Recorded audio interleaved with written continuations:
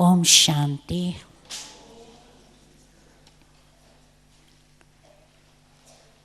बाबा के हम सब बच्चे हैं। बाबा हम बच्चों पर कितनी न मेहनत करते हैं आप समान बनाने की।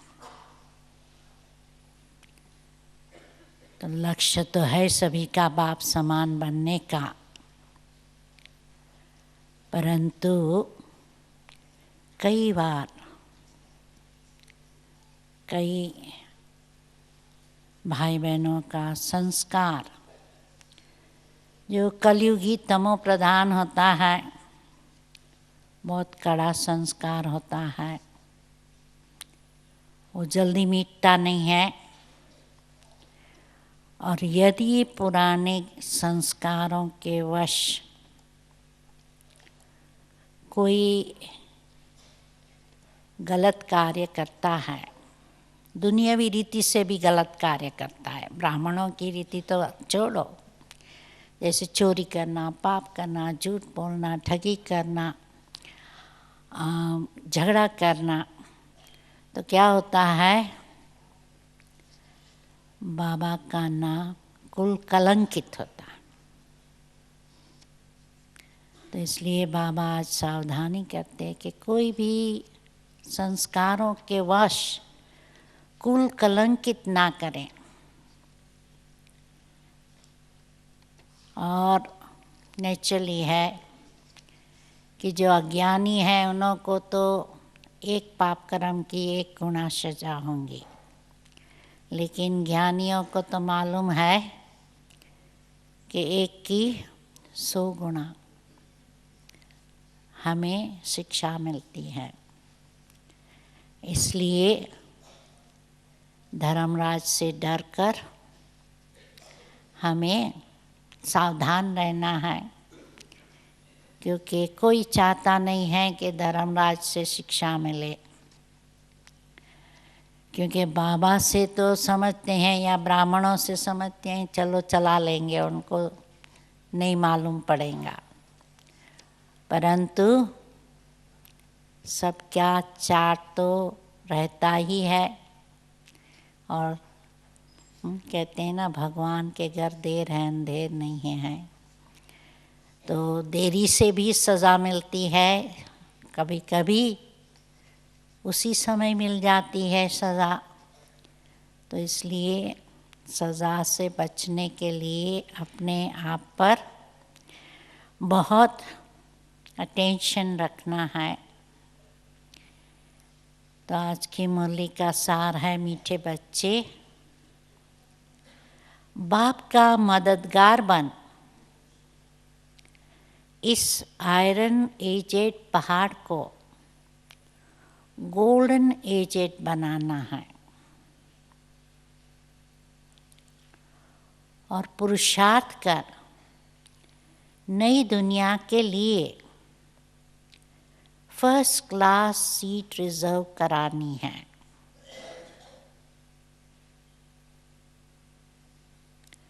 प्रश्न है, बाप की फर्ज अदाई क्या है? कौन सा फर्ज पूरा करने के लिए संगम पर बाप को आना पड़ता है? क्या है बाबा की फर्ज? बीमार और दुखी बच्चों को, सिर्फ दुखी बच्चों की नहीं बात करते आज बाबा, बीमार भी, बीमार और दुखी बच्चों को। बीमारी 2 प्रकार की होती है। शारीरिक बीमारी के लिए तो क्या होता है, हमारे मित्र संबंधी ब्राह्मणों को सबको तरस पड़ेगा, सब मदद करने दौड़ते दौड़ते आएंगे। पर यदि मानसिक माया से बीमारी है तो सब दूर भागेंगे ना, लौकिक भी दूर भागेंगे कि ये गुस्से वाला है, बहुत थोड़ा संभाल के चलना है, जहाँ तक हो सके सामने नहीं आएगा। तो इसलिए बाबा का डबल कार्य है, बीमार और दुखी बच्चों को सुखी बनाना, माया के फंदे से निकाल घनेरे सुख देना, ये बाप की फर्ज अदाई है जो संगम पर ही बाप पूरी करते हैं। बाबा कहते हैं, मैं आया हूँ तुम सबका मर्ज मिटाने, बीमारी मिटाने, सब पर कृपा करने। अब पुरुषार्थ कर 21 जन्मों के लिए अपनी ऊंची तकदीर बनानी है। गीत है, भोलेनाथ से निराला कोई और नहीं। ओम शांति। भोलानाथ श्री भगवान वाच। ब्रह्मा मुख कमल से बाप कहते हैं, ये वैरायटी भिन्न भिन्न धर्मों का मनुष्य सृष्टि झाड़ है ना।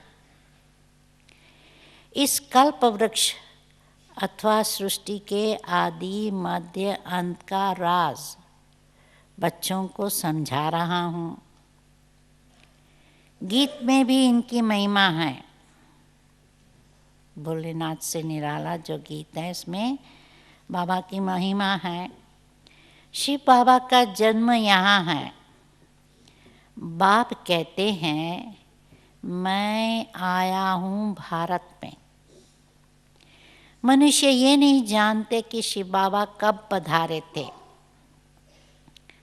क्यों? गीता में कृष्ण का नाम डाल दिया है। द्वापर की तो बात ही नहीं। तो बाप समझाते हैं, बच्चे 5000 वर्ष पहले मैंने आकर के ये ज्ञान दिया था। इस झाड़ से सभी को मालूम पड़ जाता है। तो झाड़ को अच्छी रीति से देखो। सतयुग में बरोबर देवी देवताओं का राज्य था। त्रेता में राम सीता का। बाबा आदि मध्य अंत का राज बतलाते हैं। बच्चे पूछते हैं, बाबा हम माया के फंदे में कब फंसे? तो बाबा कहते हैं, द्वापर से नंबर वार फिर दूसरे धर्म आते हैं, तो हिसाब लगाने से समझ सकते हैं कि इस दुनिया में हम फिर से कब आएंगे। शिव बाबा कहते हैं, मैं 5000 वर्ष के बाद आया हूँ। क्यों आया हूँ? आज क्यों आए हैं बाबा? संगम पर अपना फर्ज निभाने। सभी जो भी मनुष्य मात्र है, सभी दुखी हैं। और उसमें सबसे ज़्यादा खास दुखी कौन है? खास भारतवासी। ड्रामा अनुसार भारत को ही मैं सुखी बनाता हूँ। तो बाप का फर्ज होता है, बच्चे बीमार पड़े तो उनकी दवा दरमल करना। यह है बहुत बड़ी बीमारी। सभी बीमारियों का मूल है 5 विकार। बच्चे पूछते हैं, ये कब से शुरू हुए? द्वापर से। तो रावण की बात समझानी है। रावण को कोई देखा नहीं जाता, बुद्धि से समझा जाता है। जैसे बाबा को नहीं देखा जाता है, गुप्त है, और रावण भी गुप्त है, बुद्धि से समझा जाता है। बाप को भी बुद्धि से जाना जाता है। आत्मा मन बुद्धि सहित है। आत्मा जानती है हमारा बाप परमात्मा है। दुख सुख लेप छेप में आत्मा आती है। जब शरीर है तो आत्मा को दुख होता है। ऐसे नहीं कहते हैं कि मुझ परमात्मा को दुखी मत करो। तो बाप भी समझाते हैं कि मेरा भी पाठ है। कल्प कल्प संगम पर आकर मैं पाठ बजाता हूँ। जिन बच्चों को मैंने सुख में भेजा था वह दुखी बन पड़े हैं, इसलिए फिर ड्रामा अनुसार मुझे आना पड़ता है। बाकी कच्छ मच्छ अवतार ये बातें हैं नहीं।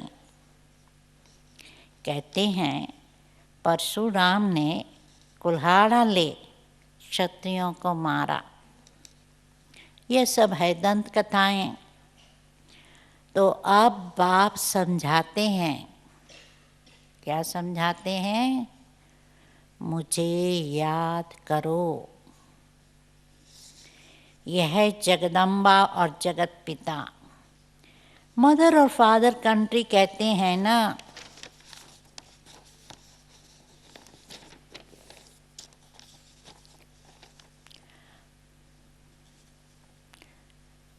भारतवासी याद करते हैं, तुम माता पिता हम बालक तेरे, तुम्हारी कृपाते सुख गने रे। तो बरोबर मिल रहे हैं। किसको मिलेंगे सुख गने रे?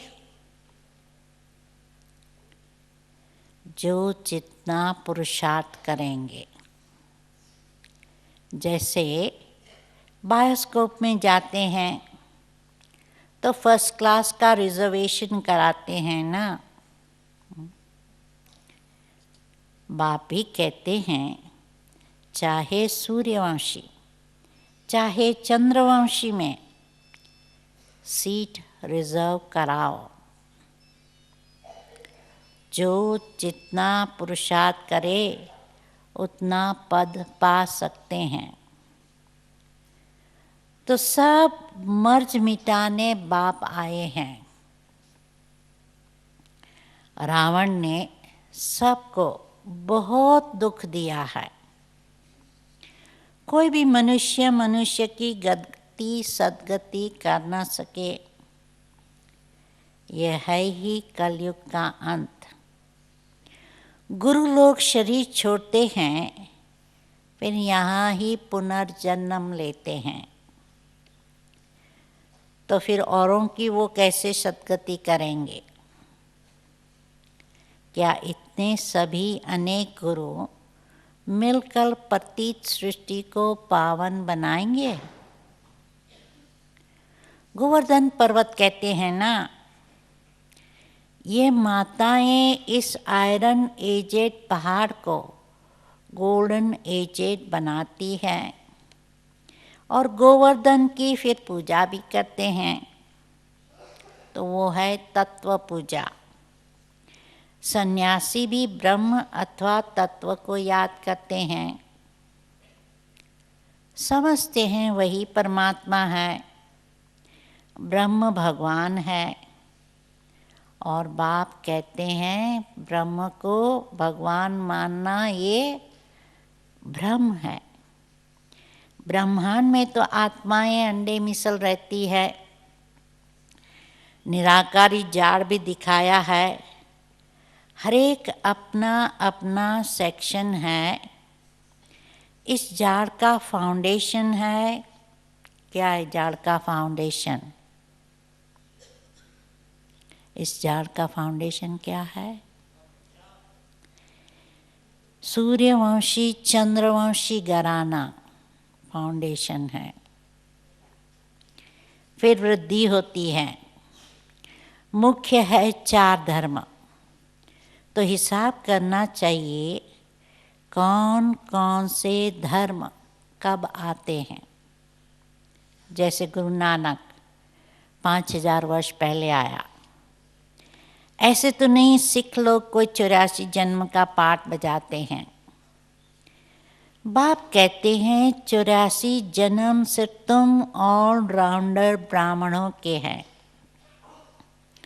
बाबा ने समझाया है तुम्हारा ही ऑल राउंड पाठ है। ब्राह्मण, देवता, क्षत्रिय, वैश्य, शूद्र तुम बनते हो। जो पहले देवी देवता बनते हैं वही सारा चक्र लगाते हैं। बाप कहते हैं तुमने वेद शास्त्र तो बहुत सुने हैं, अभी क्या करना है? बाबा का ज्ञान सुनो और जज करो, शास्त्र राइट है, गुरु लोग राइट है, या जो बाप सुनाते हैं वो राइट है। बाबा चैलेंज करते हैं शास्त्रों को और गुरुओं को, कौन सच है। बाप को कहते ही है ट्रुथ, मैं सच बतलाता हूँ जिससे सत्युग बन जाता है। और द्वापर से लेकर तुम झूठ सुनते आए हो तो उससे नरक बन पड़ा है। बाप कहते हैं मैं तुम्हारा गुलाम हूँ। कितना निरंकारी है, भल रचता है, बाप है, सब कुछ है, फिर भी कहते हैं मैं तुम्हारा गुलाम हूँ। भक्ति मार्ग में तुम गाते आए हो मैं गुलाम तेरा। अभी मैं तुम बच्चों की सेवा में आया हूँ। भक्ति मार्ग में बच्चे बाप के गुलाम थे, अभी बाबा कहते हैं मैं गुलाम बन के तुम्हारे सेवा में आया हूँ। तो बाप को निराकारी निरंकारी गाया जाता है। तो बाप कहते हैं मेरा फर्ज है तुम बच्चों को सुखी बनाना। गीत में भी है अगम निगम का भेद खोले। बाकी डमरू आदि बजाने की कोई बात ही नहीं है, ये तो आदि मध्य अंत का सारा समाचार सुनाते हैं।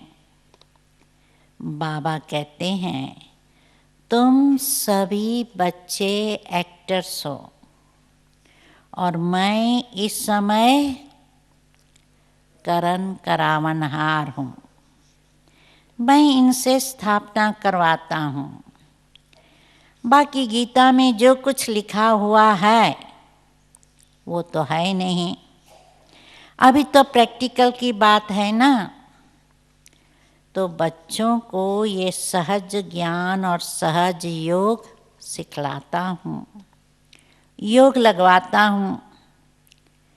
कहा है ना योग लगवाने वाले, झोली भरने वाले, मर्ज मिटाने वाले।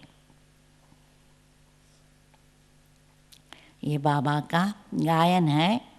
योग सिखलाते हैं, लगवाते हैं, झोली भरते हैं और मर्ज मिटाते हैं। गीता का भी पूरा अर्थ समझाते हैं।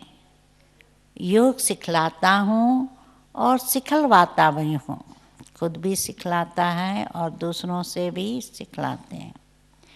बच्चे योग सीखकर फिर औरों को सिखलाते हैं ना। कहते हैं योग से हमारी ज्योति जगाने वाले। ऐसे गीत भी कोई घर में बैठकर सुने तो सारा ही ज्ञान बुद्धि में चक्कर लगाएगा। तो बाप की याद से वर्षे का भी नशा चढ़ेगा। सिर्फ परमात्मा व भगवान कहने से मुख मीठा नहीं होता, बाबा माना ही वर्षा।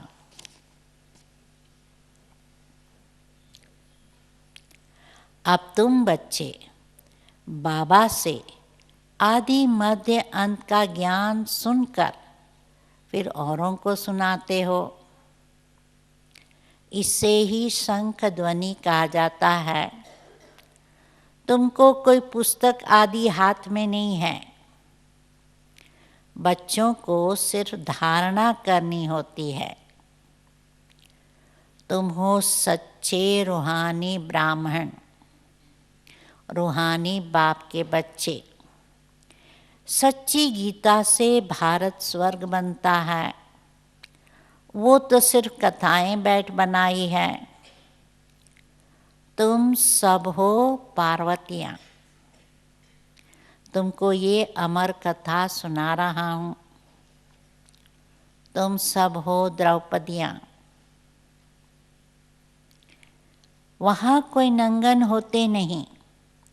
कहते हैं तब बच्चे कैसे पैदा होंगे?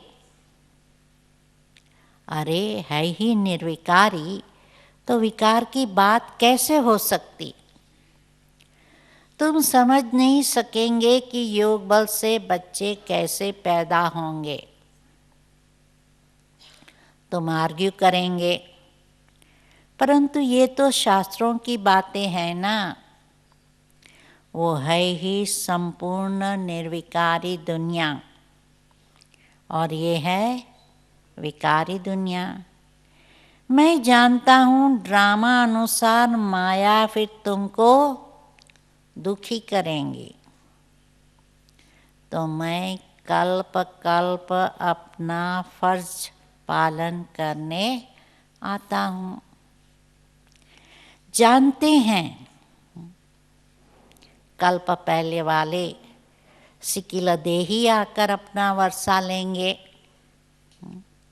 बाबा तो चाहता है सब बच्चे आके वर्षा लें, परंतु बाबा कहते हैं जिन्होंने कल्प पहले लिया है वही आकर लेंगे।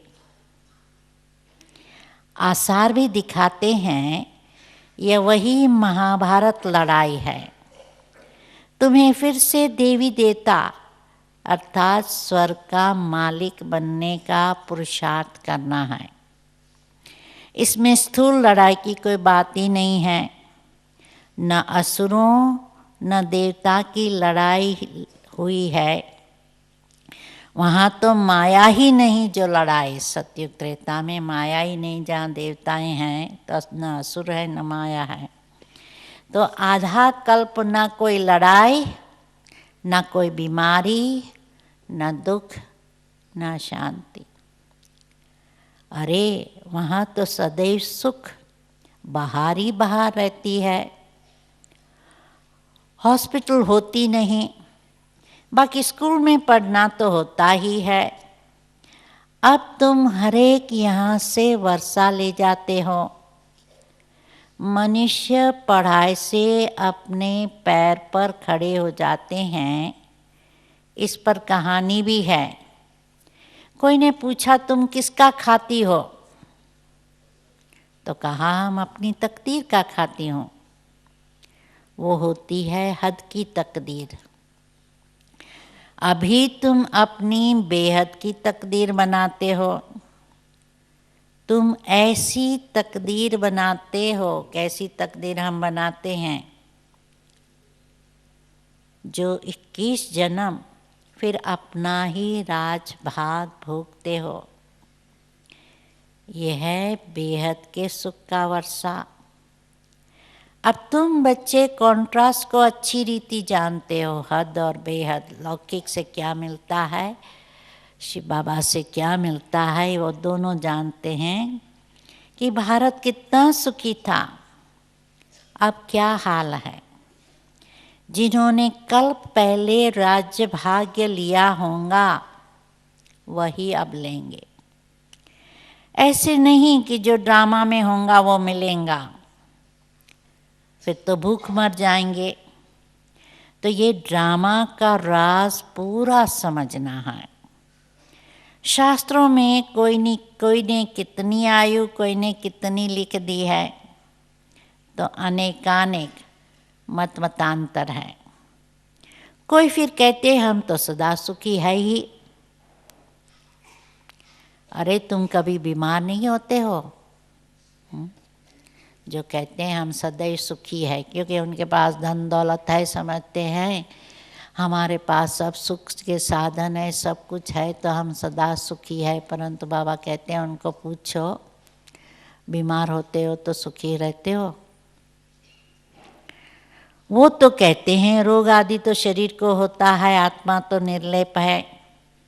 अरे चोट आदि लगती है तो दुख आत्मा को होता है ना। ये बड़ी समझने की बातें हैं। ये स्कूल है, एक ही टीचर पढ़ाते हैं तो नॉलेज एक ही है, एम ऑब्जेक्ट एक ही है, नर से नारायण बनने की। जो नापास होंगे वो चंद्रवंशी में चले जाएंगे।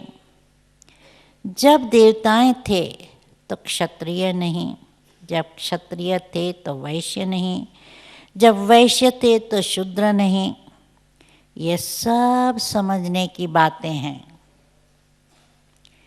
माताओं के लिए भी अति सहज है, एक ही इम्तहान है। ऐसे भी मत समझो कि देरी से आने वाले कैसे पढ़ाएंगे, कैसे पढ़ेंगे। लेकिन अभी तो नए भी तीखे जा रहे हैं, प्रैक्टिकल में है। बाबा कहते हैं लास्ट सो फास्ट सो, नए भी तीखे जाते हैं। चाहे बाबा वैसे भी कहते हैं जनक को सेकंड में जीवन मुक्ति मिल गई, तो ऐसे भी होंगे जो अंत में आके सेकंड में जीवन मुक्ति ले लेंगे। बाकी माया रावण का कोई रूप नहीं। कहेंगे इनमें काम का भूत है, बाकी रावण का कोई भूत व शरीर तो है ही नहीं। रावण का भूत है, भूत नहीं है, शरीर नहीं है। अच्छा, सभी बातों का सेक्रीन कौन सी है? सारे ज्ञान की सेक्रीन क्या है? मन मना भव। कहते हैं मुझे याद करो तो इस योग अग्नि से विकर्म विनाश होंगे। तो बाप गाइड बनकर आते हैं। बाबा कहते बच्चे मैं तो सन्मुख तुम बच्चों को पढ़ा रहा हूँ, कल्प कल्प अपनी फर्ज अदाय पालन करता हूँ।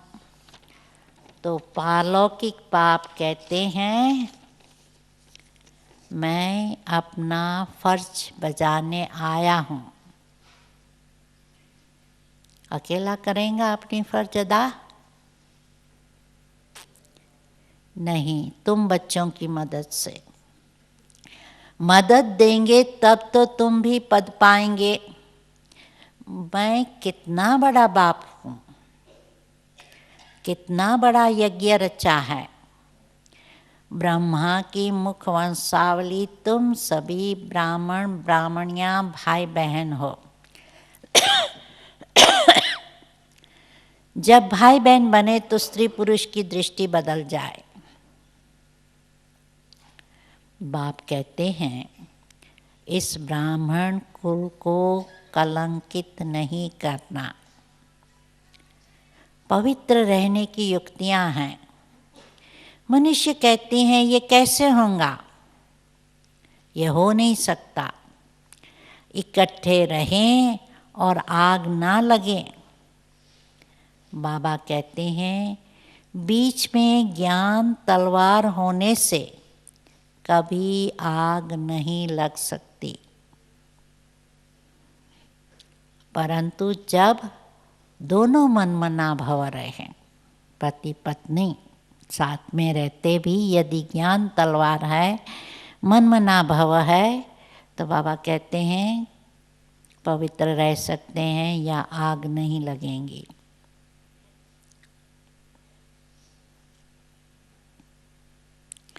शिव बाबा को याद करते रहें और अपने को ब्राह्मण समझे तो कभी भी आग नहीं लग सकती। मनुष्य तो इन बातों को नहीं समझने कारण हंगामा मचाते हैं। ये गालियाँ भी खानी पड़ती हैं। कृष्ण को थोड़ी कोई गाली दे सकते हैं। कृष्ण ऐसे आ जाए तो विलायत आदि से एकदम एरोप्लेन में भाग आए, भीड़ मच जाए। भारत में पता नहीं क्या हो जाए।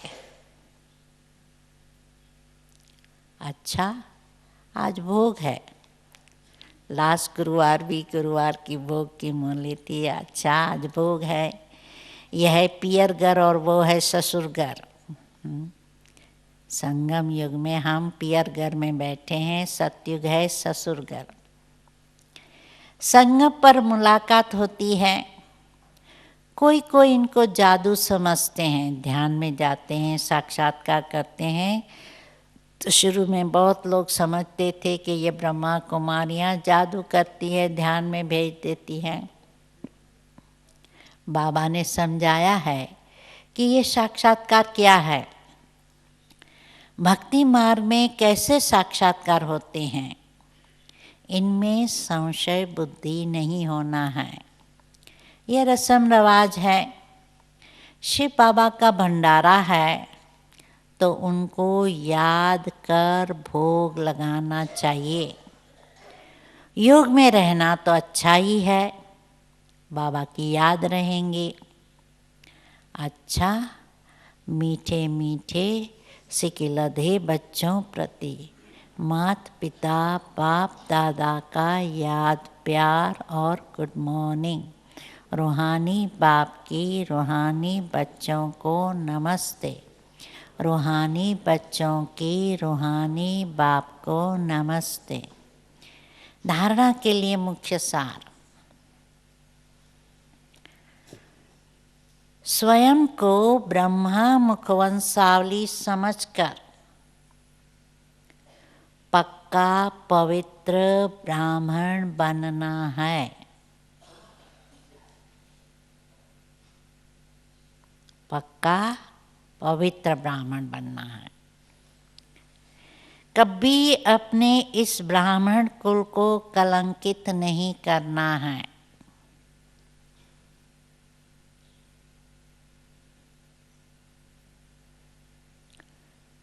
दूसरा, बाप समान निराकारी निरंकारी बन अपनी फर्ज अदाई पूरी करनी है।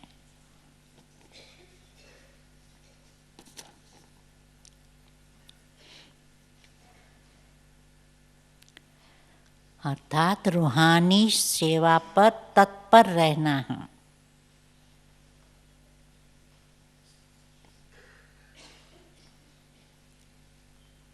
वरदान। बाप और सेवा में मगन रहने वाले, बाप की याद और सेवा में मगन रहने वाले निर्विघ्न निरंतर सेवाधारी भव।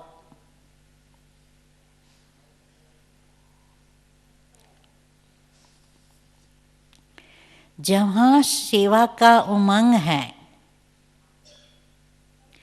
वहाँ अनेक बातों से सहज ही किनारा हो जाता है।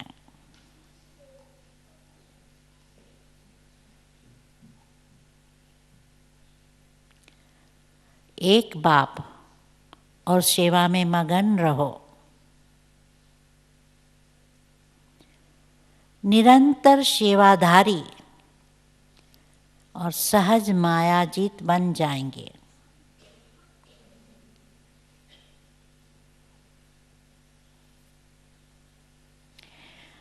समय प्रति समय सेवा की रूपरेखा बदल रही है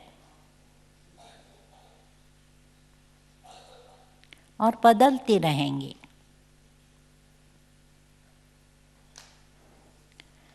अभी आप लोगों को ज़्यादा कहना नहीं पड़ता, लेकिन वो स्वयं कहेंगे कि ये श्रेष्ठ कार्य है, इसलिए सेवा में हम सहयोगी बनेंगे। खुद ऑफर करते हैं हमको सहयोगी बनाओ। ये समय के समीपता की निशानी है।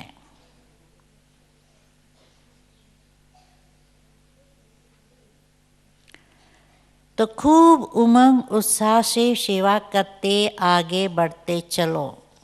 जितना उमंग से सेवा करेंगे निर्विघ्न बनेंगे।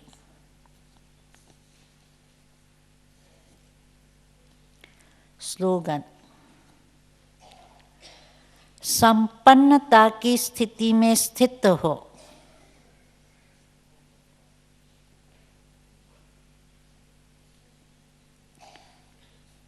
प्रकृति की हलचल को चलते हुए बादलों के समान अनुभव करो।